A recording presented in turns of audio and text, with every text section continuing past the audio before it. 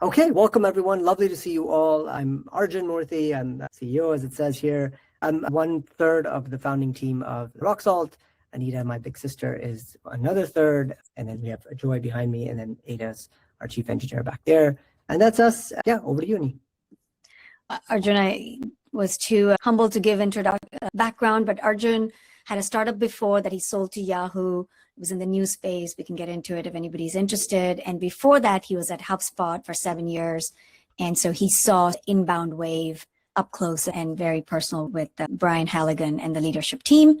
My background, I've always been in B2B marketing. I've come from product marketing and then have been fortunate to lead some teams, cybersecurity, fintech. I've worked in Europe, in London, in the US, as well as in India.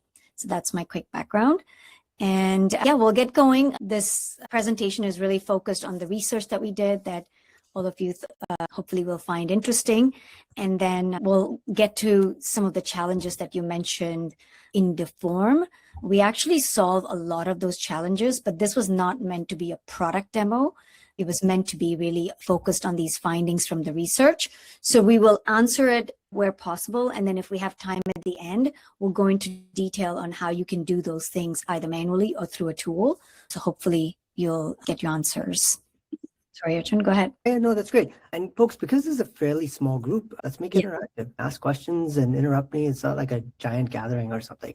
Okay, cool. So let's begin. As you probably saw when Anita shared this information in CMO Coffee Talk, the reason we did this analysis is because I, as a slight data nerd, was a little bit annoyed at the way that analysis is done. Most of the advice out there makes two mistakes that I think are pretty bad. The first is that it doesn't it doesn't segment by content type. So you guys are all experienced CMOs. You know that there's top of the funnel, middle of the funnel, bottom of the funnel content, right? And top of the funnel content is usually the kind of stuff with a photograph of yourself and, oh, look at me, like changing my job, whatever. And bottom of the funnel is, our features are so awesome. This product is great. And if you don't segment for the different types, what you might sometimes say is, I get the most impressions when I put a photo of myself. So we should do a lot of that. Yeah, but that doesn't always drive business results. And maybe one easy step in the buyer journey is, if they like what you say, after a while, they probably click on your profile. So if you look at the impressions per profile view, you'll see that actually top of the funnel does the worst and bottom of the funnel does the best. It's what you'd expect. It's not to say that you want only bottom of the funnel posts because you'll be really boring, but to compare the two without allowing for the fact that they had different objectives, I think leads to the wrong conclusions. That's why I feel like a lot of advice, it's like, you need photographs of yourself. Yeah, but that wouldn't make sense always, kind of thing. So that was one thing. The second one is that they treat all of the authors the same. It's just a giant pool of content. Which content got the most likes and reactions and comment? Okay, let's analyze that and draw conclusions from it. But if my average content gets 100 likes and I put something out there and it got 1,000, that might be much more insightful than if I have an average of 200 likes or maybe an average of 500 likes and I got 1,000. Because yeah, that's par for the course for me. But for this first person, oh my God, you did 10x. That was incredible. And so what happened there? So we want to always control for each author and what their baseline is. And say, if you were doing much better than your baseline, maybe there's something we can learn from that. So those are two things that, at least as far as I've seen, no other analysis is controlled for. And when you control for it, the outcomes that you get, I think, or the conclusions you reach are a little different. So that's why some of the stuff that you see here today might look a little bit different than what you've seen before. Perfect. Okay, and I was just looking at that comment from Karen. Yes, LI is more for ToFu is not demand. Yes, exactly. Okay, so we're going to get to all of this. And let me go to the first of our findings. Okay, to your point, Karen, like what kind of content do you want? What we saw when we analyzed these 31 influencers that we had picked for the study, by the way, all of them are in the marketing space. Frankly, a lot of them are names you guys know, and there's a list of the names in the appendix of the analysis. But people like Elena Verna, Finn Thormier, those kinds of folks, Kyle Poyar, et cetera. And what's interesting is very similar sort of mix of content across all of these folks. Top of the funnel, about 30% of the content, middle of the funnel, about 50%, bottom of the funnel, about 20%. If I ever go to CEOs or people who are trying to be thought leaders, most of the time what we see is that they're way over indexed on the bottom of the funnel. It's like, look at me, I'm so awesome. My company is so awesome. You should buy our product. You should buy our product. Very boring. But if you look at these professional influencers who really know what they're doing, about a third, half, and then 20% is their mix. And that third, that ToFu, is in fact where they talk about themselves as individuals and have photos and all that. It's good content, but it's only about a third. And actually the vast majority is middle of the funnel where they do not mention their product or company.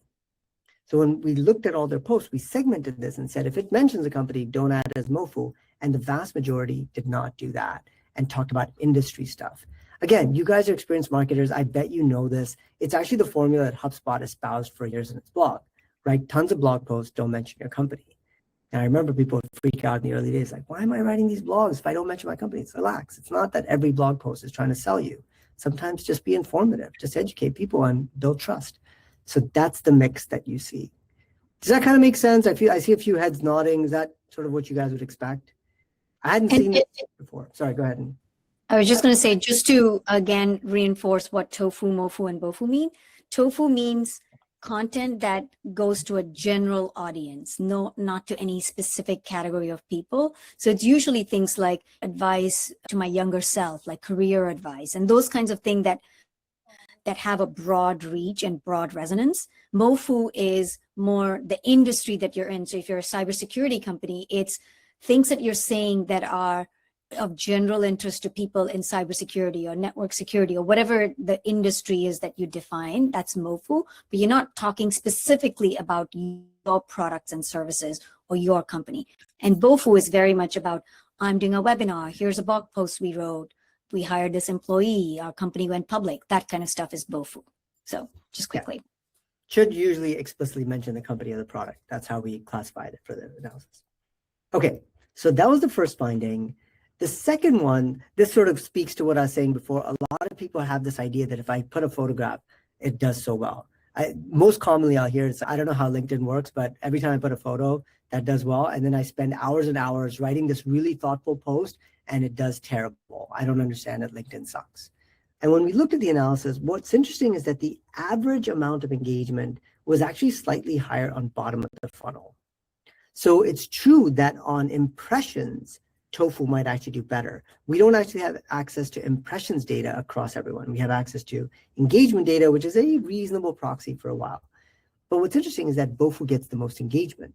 So yes, I suspect that your photographs, ToFu stuff gets the most impressions, but if ultimately you want to see more engagement, and sometimes you do, in the case of BoFu, then BoFu actually does pretty well.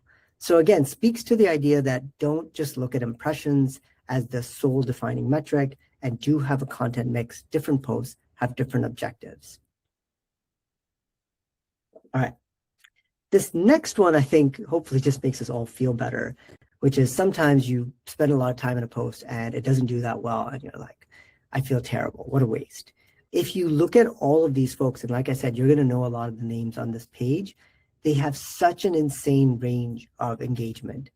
Between their average post to their very best post to their very worst post is sometimes 18 times difference.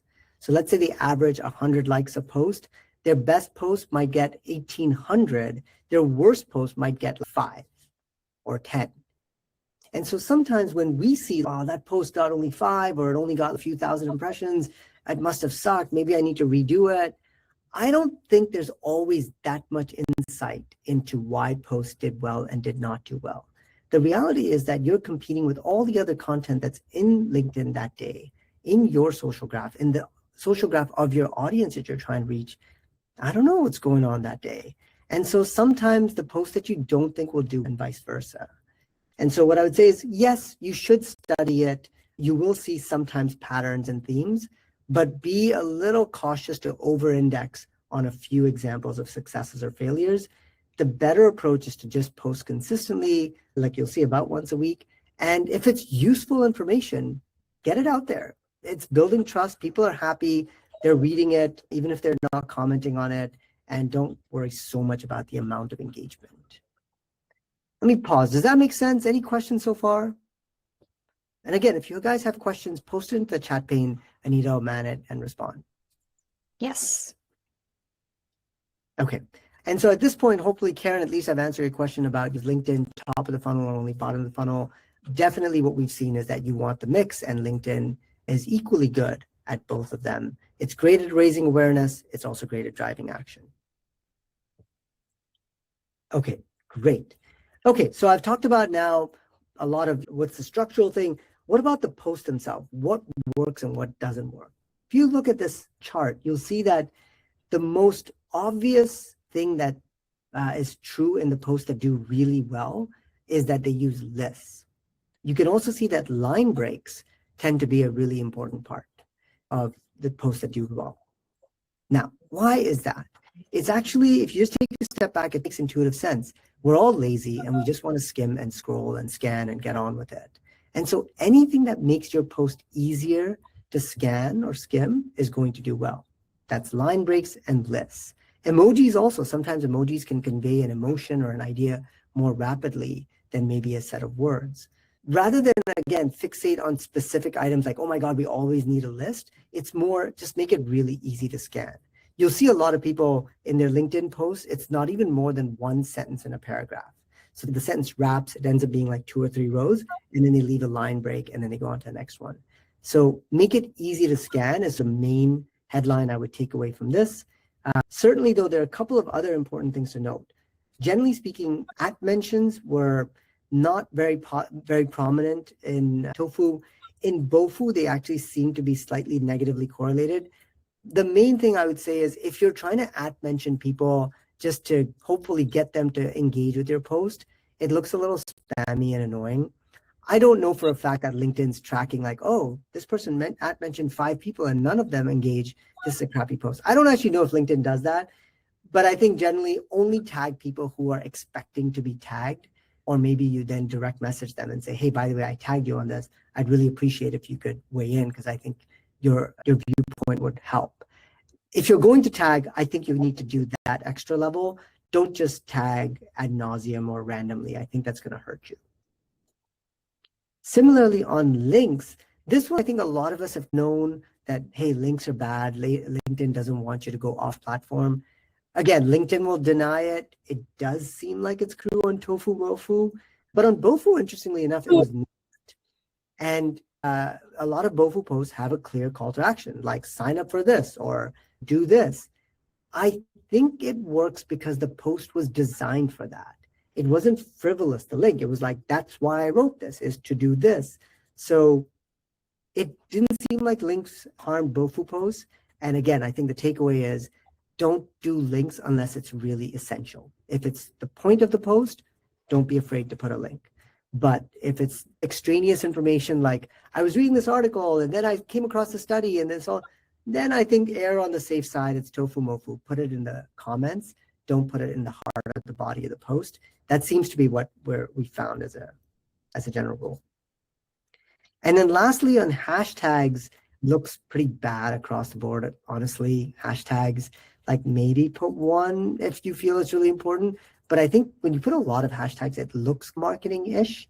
And I think maybe it doesn't do as well for that reason. Okay. How much do number 4 findings apply to corporate account posts? Oh, that's a good question. So Shannon, we didn't actually analyze company pages. So at this point, it's more conjecture if I'm going to say something. I think it probably applies to corporate accounts. If I were asked, I would blindly use this in corporate accounts. Mind you, corporate accounts are probably more BoFu anyways. Maybe MoFu, BoFu. You don't really have ToFu very much, at least in the classical sense in corporate pages, because it's not really as applicable. So I think I'd probably apply it blindly to corporate until I see otherwise. Yeah, I think that's right. Okay, and Sarah, I agree with you so much. I intuitively disliked the many hashtags. It just felt like I was trying so hard to get your attention. I was like, oh my God. Okay, yeah, exactly. So again, I wouldn't say don't do hashtags at all, but I just wouldn't do too much of it. And part of it is if I think about even my own behavior, I don't know how much I'm an archetype, but I don't search by hashtags as much. Do you guys? I think it's more for LinkedIn. It's a signal like LinkedIn will be like, this person likes marketing and this hashtag has marketing in it, so let me show it. But I think I don't know if the new algorithm still does that. At least from our analysis of looking at 2026, it doesn't look like hashtags are taken into account. Yeah. Sarah asked, did you analyze AI generated content versus non-AI generated content? Oh boy, I actually don't know if there's a reliable way to say that something was AI generated, other than it's really crappy and has such obvious writing patterns. But I don't know if I didn't really do that split. Was there a particular finding or question you had on that? If so, just put it in chat pane. I'll tell you if we've at least thought about it. But yeah, no, I didn't do that split. Okay, so this is the structural elements. Again, you guys will get the slides in the recording after, so don't worry about making notes and screenshotting this. You can have it all. Okay, this one I think is one of the most interesting findings, which is that posting more than once or twice a week is not correlated with an increase in average engagement. If you've been around on LinkedIn for a while, as I suspect many of you have, at least up until 3-4 years ago, I think the prevailing wisdom was that you just got to post more. LinkedIn's not working for you? Don't worry about it, just post more. And what we show here is that as you post more, that's the x-axis, and I isolated just for MoFu, just so that it's the same type of post, then you see that the average engagement you get per post maybe slightly declines. It's not a very strong R-squared. If you're a data nerd, you'll understand, like the line of best that's not super tight, but it's certainly not positively inclined, and arguably is flat or maybe negative. And so if you look at like where it is, about 5 posts a month is fine. What I'm getting to is, if you're trying to just say, will I start to see better and better engagement per post? I don't think it's driven by just post more. In aggregate, you will get more impressions, of course. So yeah, if you post 3 times a week versus once a week, total impressions, total engagement probably is going to be higher, but it's not that LinkedIn is rewarding you somehow because you're posting more. And in fact, LinkedIn itself, one of their VPs, this guy David Mombre, actually, he's not a VP, he's director, he said that LinkedIn tends to have a higher fatigue than other social networks. And again, if you can think about your own sort of behavior, if I keep seeing the same name in my feed, annoying, I think I scroll past it a little bit more. So you don't want to be too in your face unless you really have something good to say. And if you do, hallelujah, by all means, post it. But don't just post because you feel like, well, I'm supposed to post 3 times a week. That's what I'm trying to say is a bad idea, and the data doesn't back it up. And before this data, I actually saw this work out. Like when I was head of marketing for a cybersecurity company based out in London, we actually did this experiment where we used to post like 4 times a week on LinkedIn, and then we throttled it down to, I think, once or twice a week, and we saw the overall average engagement actually go up. So at that time, I didn't know all the data behind it, but we actually, like one of our social media persons suggested it and we did it, and we actually did see an improvement in engagement by reducing the frequency. By the way, Karen, while we didn't segment for industry and seniority, in another way we did, because I controlled for it. So everyone here is in the marketing industry, and everyone here is about at least 10 years of experience, if not 20 is probably the average. So these are fairly senior people. What I was trying to do is take out a lot of variables and say the same types of people with the same types of content, what was the difference in the people that did well and the people that didn't do well? That's true. So in that sense, I controlled for it rather than segmented by it, if you will. And we also wanted people with a lot of data so that we could look at variances and stuff, not like someone who posts like once in 6 months. So that's why you had to post a minimum of 50 times in a year, so once a week, to even qualify for the data set. Okay, so that's the posting frequency. I hope this one in particular eases some of the frustration, not the stress of, oh my God, I need to post more, I need to post more. I think that's just not required. Do it once a week. I do think consistency matters. That's marketing in a nutshell. Consistency matters, but you don't have to go crazy. That's sort of the upshot of it. Okay, number 6, follower count. Another really surprising one. Again, most people tend to think when I get more followers is better. That's the metric to look for. If you look at this chart, it splits into 2 sections, the blue section on the left and the slight sort of pinkish section on the right. And the split is at 50,000 followers. The people who are under 50,000 followers, their average engagement per MoFu post, again, I was trying to use the same types of posts, roughly the same. Just didn't matter. We had people with as little as 10 to 15,000, people as much as 50,000, didn't make a difference on the average engagement per post. Above 50,000, I would say there's a slight correlation. Again, not super tight line of best fit, but reasonable line of correlation or line of best fit, which is to say that a lot of times, first of all, pursuing followers as the be-all, end-all goal, I'm not sure is a good idea. It isn't correlated with average higher engagement. It's a great byproduct, sure, why not? But there's actually a couple of really interesting things going on here. The first is that you can sometimes get much better reach than your own followers because the right types of people are engaging with your posts. What some of these influencers are really good at is getting the right types of famous leaders to engage with them. And so even some of the people that have smaller number of followers can get better average engagement. If you look at this chart, you can see this guy, Madhav Bhandari, by the way, like this blue dot up here that I've got my mouse on.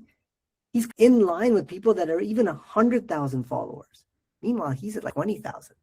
So what is that guy doing that does so well? I didn't analyze Madhav specifically for this, but if I had to guess, him and a lot of other people make sure they get the right types of people engaging, and they spend a lot of time in the network.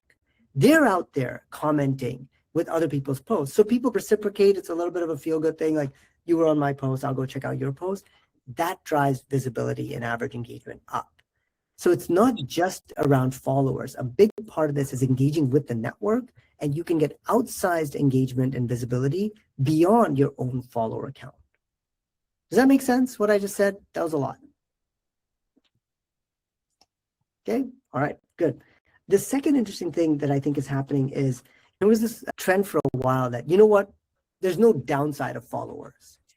And so one way to game it is if you connect to someone, they automatically become a follower of yours. And so you see a lot of playbooks on LinkedIn saying you should just send out 20 connection requests a day or 100 a week or whatever, just do it. And on the other side, the person's thinking, yeah, whatever, I'll connect, no harm, no foul, and they'll do it. But what happens is you build a very large following of people who don't really care about your content. And you'll see people with like 40,000 followers, they get like 10 likes on a post. Like, wait, what? How does that make sense? I don't know for sure, but I think LinkedIn might penalize you for having a very high follower count, but very poor engagement with your followers. It says your followership is kind of spam. And so another side of this, again, I can't prove this part definitively, but I would say don't chase followers or don't think that more followers is just better. I think it's more, I put out good content consistently for a specific ICP. That ICP engages back with me regularly. And I engage with other people in the network that my ICP reads. If you do those things, I think you'll do very well on LinkedIn, and you don't have to worry about some of the vanity metrics like followers. Any surprises? Does that sort of fit with your thinking? Maybe you guys were already thinking this might be true. I, for one, am delighted because I think chasing followers is exhausting. Yeah. Yeah. Okay, cool. So that's the next one. The last one is around the 360 Brew algorithm. Again, if you guys are on LinkedIn, all right, bye, Sarah. The 360 Brew algorithm is this paper that LinkedIn's research team released in, I think, January or February of 2025. And they said, oh, well done, Shannon. And so the paper said they were going to use LLMs to decide how to determine what's in your feed. And the algorithm seemed to have gone live in Q4 of 2025. So what we did is we looked at how is average engagement in early 2026 compared to early 2025 for the same people, the same types of content. Because then the only thing that we hope has changed is that, hey, this 360 Brew algorithm has changed. And what we saw is that there isn't a uniform impact on everyone. Some people, their average engagement has gone down. Some people, their average engagement actually slightly went up. And so I don't think the 360 Brew algorithm was a giant hammer on like, my reach is down, my reach is down. That's usually what I'll see influencers complaining, oh, my reach has been shot. If I was being slightly polite, I would say maybe your reach is down because you were putting out content that wasn't highly valuable, was not necessarily very focused on an ICP. And so eventually you're being penalized by LinkedIn, because what LinkedIn's trying to do is put in your feed content that it thinks will be helpful to you professionally. And so if you put out a lot of really superficial stuff, like there's a lot of, come watch me at this webinar, or, oh my God, I'm so happy to announce this, like just really thin stuff, then yeah, I do think that reach goes down. But the people that really write for a specific ICP and are deep, I think they actually do better. And I know a bunch of the names in green here, like Peter Caputo and I used to work together at HubSpot. I know Dave Gerhardt. These guys put out good stuff. Anthony Pieri's great. If you put out good stuff, I think you do okay. All right, got a couple questions. Kathleen, any insight on minimum number of followers to be relevant? Is there a floor? Great question. Kathleen, I don't think there's a minimum number from an algorithmic standpoint. I don't think LinkedIn, you have to be at least X for LinkedIn to care. I think the follower count is slightly more just a credibility indicator. I think your prospects will check you out. And even if followers doesn't matter that much, if they see that you have 500, they might be like, yeah, maybe he's not such an important person. But if they see that you've got a few thousand, they're like, oh, actually, she seems like she might know what she's talking about. So just loosely, I would say try to be in the thousands, couple thousand, 5,000, probably a pretty good place to be, but don't obsess over it. Yeah, exactly. Yeah, 10,000 I think is a great number. If you're at 10, I think everyone's okay. You must be reasonably legitimate, and then they move on to something else. Okay, Karen, what's the difference, if any, between followers versus contact? Okay, yeah, exactly. So as Anita said, every contact is also a follower. I think the main thing that I see is if your network doesn't engage with your content enough, I have a feeling LinkedIn thinks you're a spammer. And so what I would say is build a good audience, whether it's connections or followers, write consistently around a set of topics so that people know what you stand for. Like, why am I following you? Why am I connecting? Because you're really thoughtful about X subject. And then when they engage back with you, I think LinkedIn's going to say, oh, this person gets great engagement. Okay, that's good. So that's the main thing from followers versus contacts. I don't think it matters too much in terms of engagement, but hopefully whatever you have, contacts, followers, they're actually engaging back with you. Okay, so that's most of it. Actually, I'll tell you one other, this isn't part of the official list, but sometimes people are like, why do those posts with the photos get more impressions? And this part I've read a little bit about. I'll just give you like the off-the-cuff version. When you put out a post on LinkedIn, LinkedIn initially shows your post to a segment of different audiences. It'll show it to people that are in your network and people that are not in your network. And if it sees that the people not in your network are engaging with it, they're explicitly like liking or commenting or spending more time reading it. It's a metric called dwell time. If they see that's high, then it's like, this seems like it's broadly interesting. And it'll show your post to more people outside your network.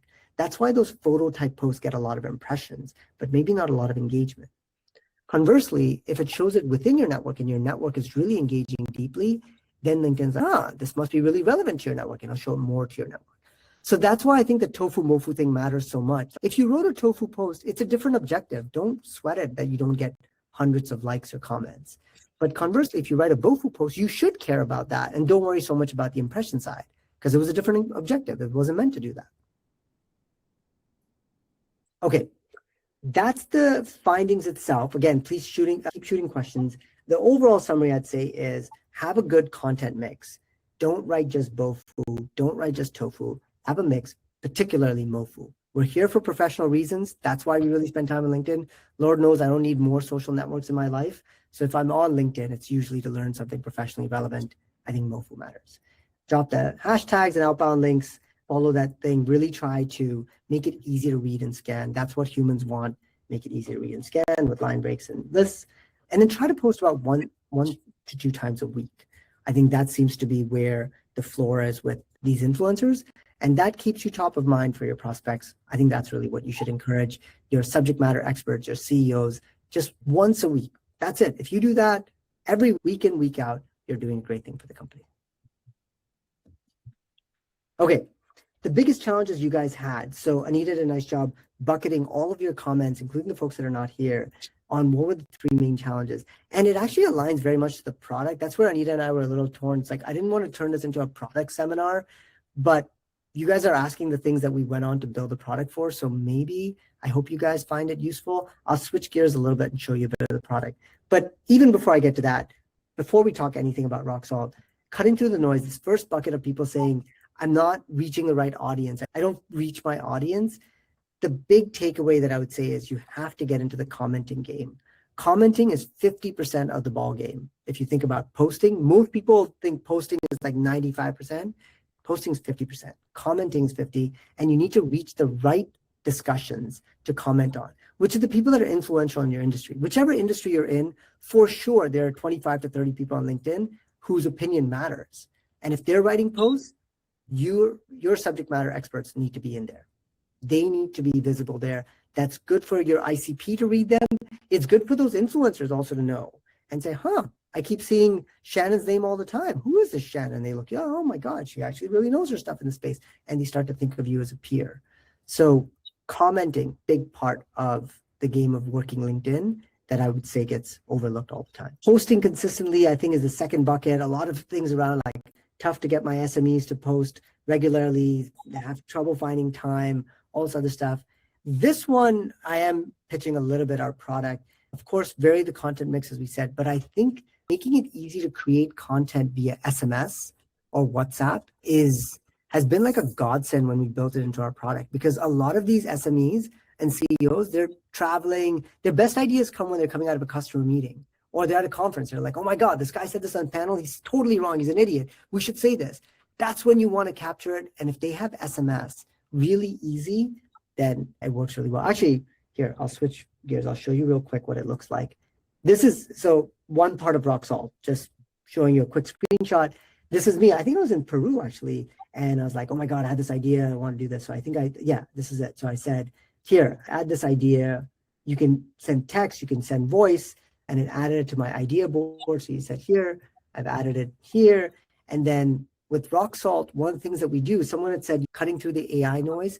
I think most AI generated content is usually quite awful, but that's because we just give the AI very thin outlines. Write a post on this, and it does what you say. Instead, the role AI should play is a muse. It should ask you questions. And if it knows your industry really well, it should ask you really hard questions. So in this case, here's my avatar that Rocksalt built for me, and it knows everything about my industry. It reads all those influencers. And so it starts asking me questions, and I reply to it. It looks for background data to add from past posts or other people's stuff. I'll add more things. And then when it finally gets down to writing the post, it looks for those AI writing patterns and deletes it. And it gives me a rating on the end and tells me what other things I can improve. So this whole thing happens on text. I think I do this, I can even show you on WhatsApp in case you're an international person. You might prefer WhatsApp. So same sort of thing where you can go through and voice or text and then come up with a draft. This one actually is the one that I wrote recently, and you can see how it removes all these AI writing patterns and produces a finished product in my voice, in my style, without the AI writing patterns, incorporating my ideas. And that's when I think the content's actually good versus just AI junk. Yeah, the asking questions bit is really, I find, very useful to help me clarify my own thinking. I have this idea, but when it asks me questions, I'm like, wait, what exactly am I trying to say? So, yeah. Okay, Arjun. So that's a little bit of a sneak peek on that. On the cutting, and then the last one is the post not converting. A lot of people asking, how is this driving pipeline? I don't see how the dots fit and stuff like that. I'm going to talk about that one a lot because that's really important.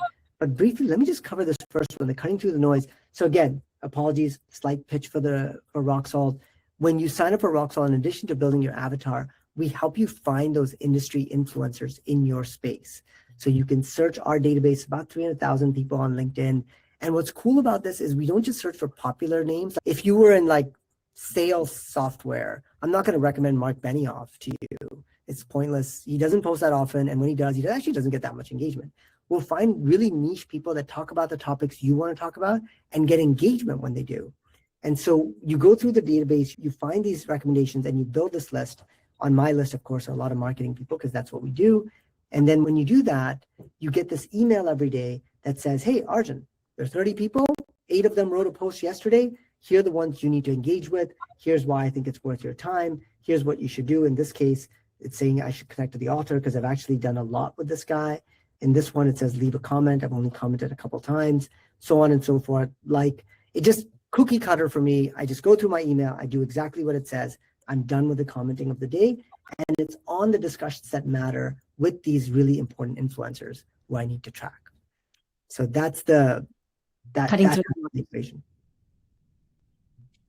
Any questions about that? Sorry if I know this is maybe a little weird to just side panel into the product, but it fit what you guys are asking. And then the last one around post not converting. This I think is maybe the most important thing around the dark funnel. I feel like people are really stressed out when they don't see a lot of engagement on their posts. And they think, man, this post failed. But the truth is that for every like or comment, you get usually about 100 impressions. So roughly like 100-to-1 ratio. And so you can look this up right now on your own LinkedIn post. You should see that. And if you think about this, it happens all the time. Lots of people are reading your stuff, but they're not directly engaging. But how many times has this happened to you where you get a prospect and you ask them, hey, by the way, how did you hear about us? And they're like, I don't know, Karen, I think I read a post or maybe a comment of yours on LinkedIn. It was somewhere on LinkedIn. I don't exactly remember. Happens all the time. They can't tell you which post or which comment, but they're like, yeah, I think it was on LinkedIn. And that's evidence that's the dark funnel. You can't track it, but people are reading it. And they keep seeing your name and they keep seeing the post and they're like, that's interesting, that's important. They'll go research it. Maybe they'll ask ChatGPT some questions. Eventually, they'll just Google your company because they think there's something interesting. And they arrive with high intent. They convert really well. And if you get into the habit of asking, how did you hear about us? How did you hear about us on calls, on forums? Then you can analyze that data. And I think what you'll see is that your LinkedIn stuff is working way better than you realized. You might think it's not working that way. You only got 10 likes or 2 comments or 3. But the impressions matter, and actually it is working. So that's my pitch for ask, how'd you hear about us? Yeah, exactly, Karen. Yeah, it happens every spring. In fact, right after this call, the guy that I'm talking to found us, and I'm like, how did you hear about us? I've never seen you before. So I read a post.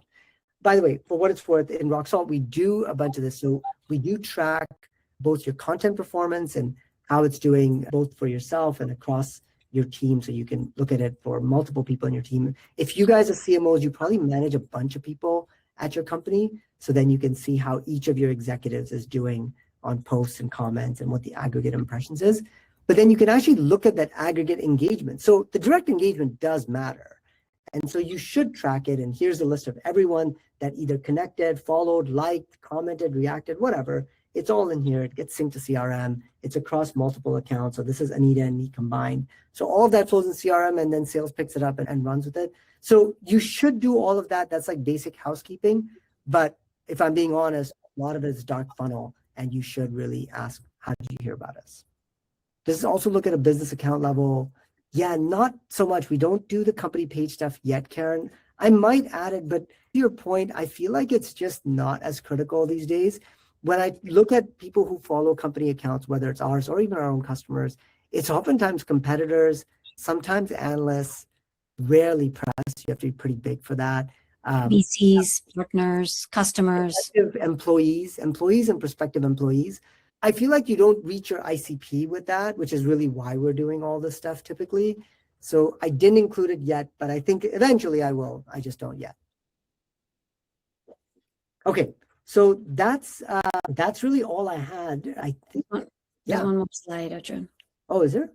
It's just a summary. Oh yeah, just summary. Yeah. So if you want to break it into 3 pieces, reach your ICP daily. The commenting daily is key.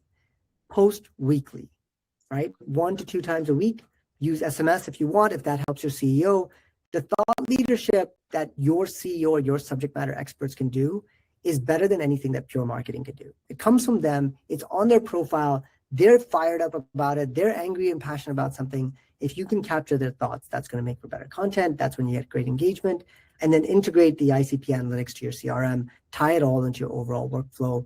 LinkedIn is not, it's not like a social network, like it's a nice to have. Actually, it really drives your business. And when we look at our data, because we analyze our data all the time, the majority of our leads come from LinkedIn. So the thing works. You just have to do all the pieces. Fabulous. Great. Hopefully you guys found this useful. Thank you very much for the kind words. There's one more slide with our phone number and contact. Thank you. Yes. Sorry, my apologies. LinkedIn. Yes. Please connect with us. By the way, we have a free trial on the website. If you ever want to play with the software, you can just try it. You can use an SME's profile if you want to put your CEO's profile in there. No logins required. You can just see what some of this stuff looks like. If you think it's interesting, yeah, let us know. And definitely follow us. Like, we're going to be doing a lot of such data analysis because our product invariably has a lot of data that we collect from LinkedIn and Reddit. I think please do follow us, and we'll continue to try and share more findings. Perfect. Shannon, that's great. Just hit the try for free button, or actually the contact us form, and just book a demo, or just send me an email. And we'll show you a demo, and we'll customize it to your client. So we'll talk a little bit. Tell me about the audience your client's trying to reach, and I'll make sure that I tailor everything for them so that it really hits the right notes for them. Great.